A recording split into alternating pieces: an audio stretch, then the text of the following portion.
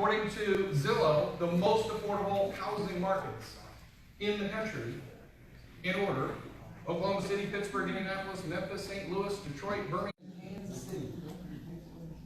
Now, if you notice, it says most affordable. That's the percentage of income that people make, how much money they make that goes back into their housing.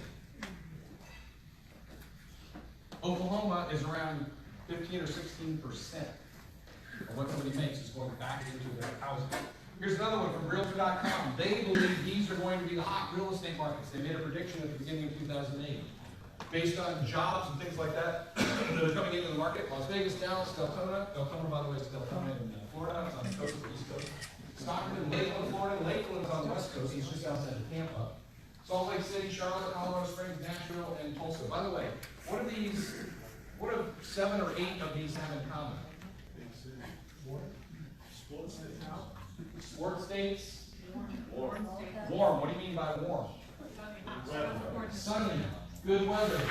Also, geographically, where are they? South. As the population ages, guess what's happening? Migration. People get tired of going out and doing what in the wintertime? Shoveling snow. So what do? They go down and they shovel sand. And they pick up the pond fronds that blow down from the hurricanes that come through, right? So something you might want to consider. By the way, how many of you would like to, maybe you live here, but how many of you would like to go take a business trip to any one of these locations? Excellent. Guess what happens when you own real estate in one of those locations? It's a hardship, but you have to do what? Go down and visit it. You have to go visit your property. By the way, I have properties in Las Vegas because I have to go visit them. Painful. Especially in January. Yeah. I also have property south of Phoenix because you have to go visit it in January and February. I also have properties in Florida, outside of Tampa, down by Lehigh Acres, which is near Fort Myers. Do you know where that is? Yeah. Because I have to go down and visit it. When? In the winter, as often as possible. Got it? Yep. It's a business trip. Excellent. All right. Here's what else you can do. You can also change your strategy. Quick show of hands again. How many of you are fix and hold or fix and flippers right now? Raise your hand. You are going to love this strategy. Let me ask you a question. Why are you only doing one at a time? How many of you, let me ask you a different question. How many of you are doing more than one at a time? 1, 2, 3. Excellent. How would you like to do 20 at a time? 30 at a time? 50 at a time? Yes? Keep going? By the way, Carolina told you earlier about one of the benefits you get from Home Depot, right?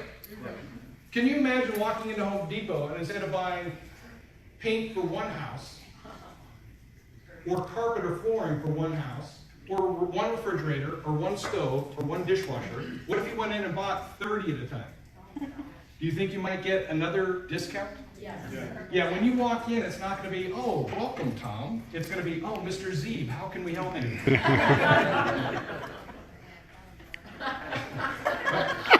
Imagine, he already told you about the 2% rebate you guys get, right, at Home Depot?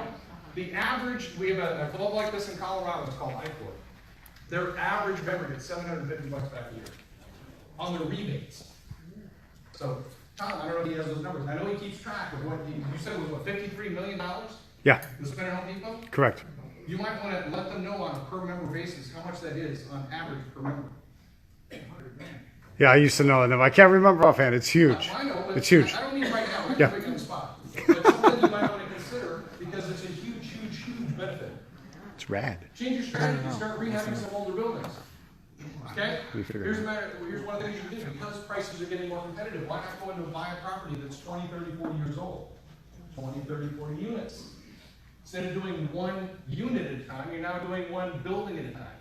40, 20, 30, 40 units all at one time. How long does it take you on average to do one single family home? From the time you buy it until you're ready to put it on the market? 2 months. So too long.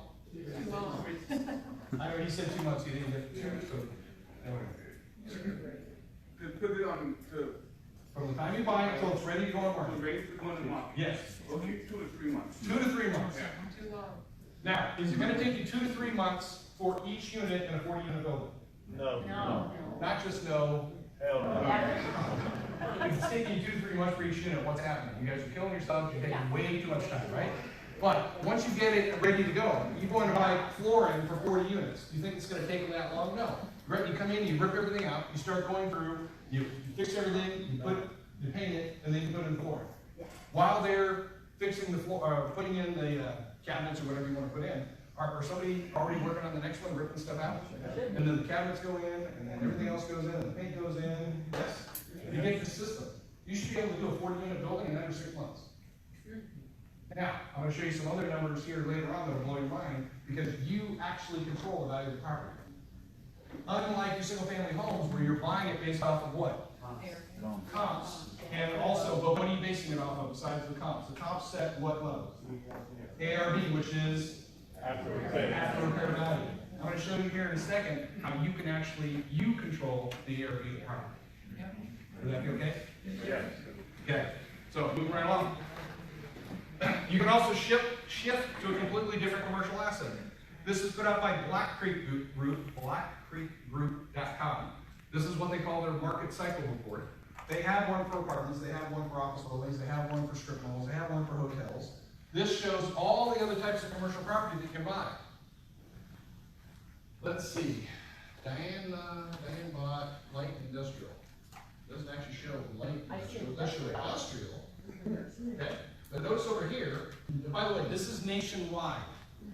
This is specifically nationwide. All the different types of commercial property that you can buy for an asset class. Here's why I picked the next one.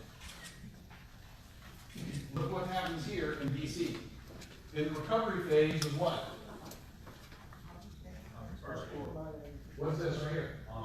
Office. The office market right now in Metro DC is in recovery. It means it's about to do what?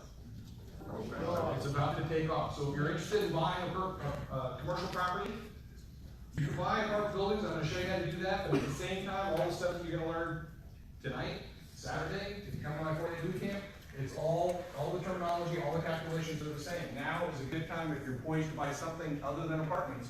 You might want to consider buying what if you're only interested in DC office space. All right? All right, now that you learned about the market, you ready to learn how apartments and other commercial property value?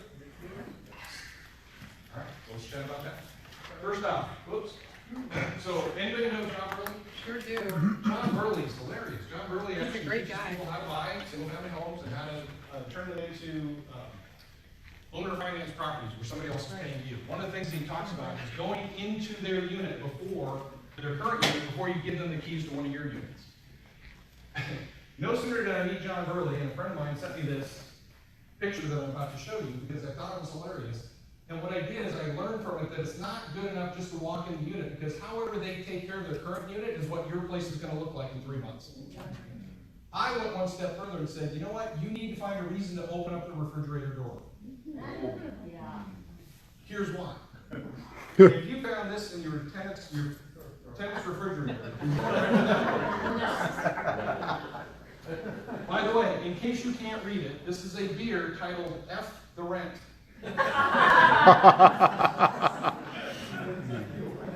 No.